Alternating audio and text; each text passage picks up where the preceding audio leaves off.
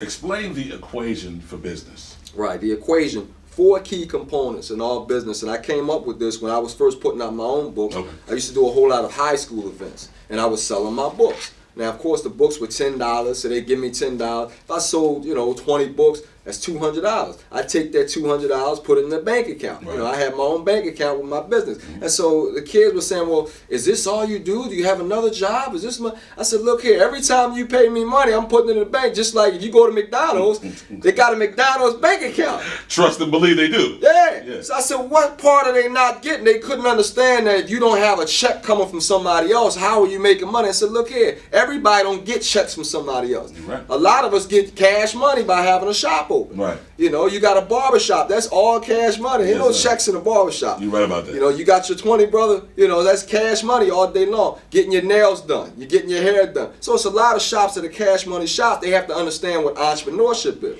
And so I looked at it and I said, how can I explain what business is to these young folks? And I came up with the equation where, number one, most people who have careers that are not just a job for somebody else, you have a career, it's something that you love to do. Absolutely. Something that you enjoy doing. Right. Something that you wanted to master. And so the first thing I came up with is 4 components. The first component is love. What do you love to do? What do you like to do? Right. And if you meet a person that don't like to do anything, don't love anything, most likely they don't have any career either. This is true. They floating around from job to job. Because if you love something, you end up going in that direction to do that for a lifestyle. Right. So love is number one. You never find a successful person that don't have a desire to do what they do. Okay. It's not going to happen.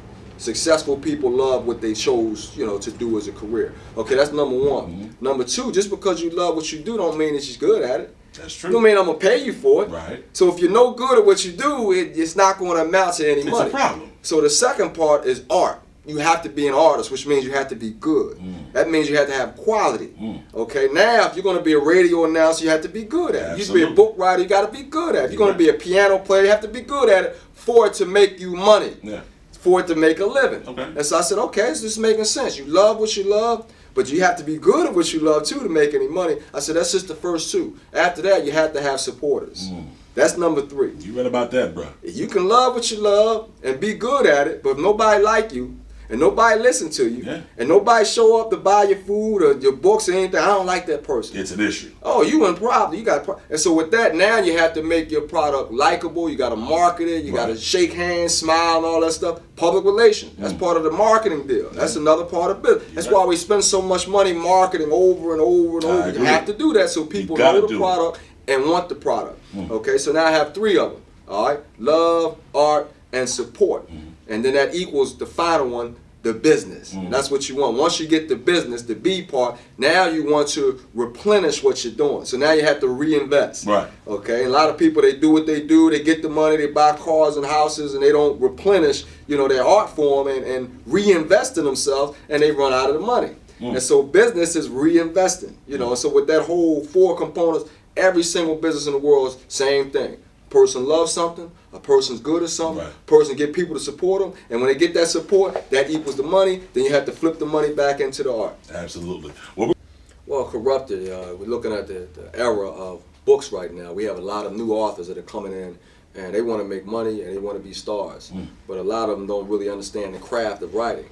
And then right now, it's so crowded now with so many different authors. A lot of them are trying to put out books that are going to sway the crowd. And so you end up doing books that are over dramatic. How about that? So now you got gangster books that are extra gangster. And now you got books that are negative images of African American people that, they're making money off of. That's what the people like. We love the drama. And so people are giving it to them. And so now, where we had an original renaissance in the 90s of all types of content. We had black mystery and black science fiction and, black spirituality, all these different genres of black. Now we have individuals that are just trying to make money.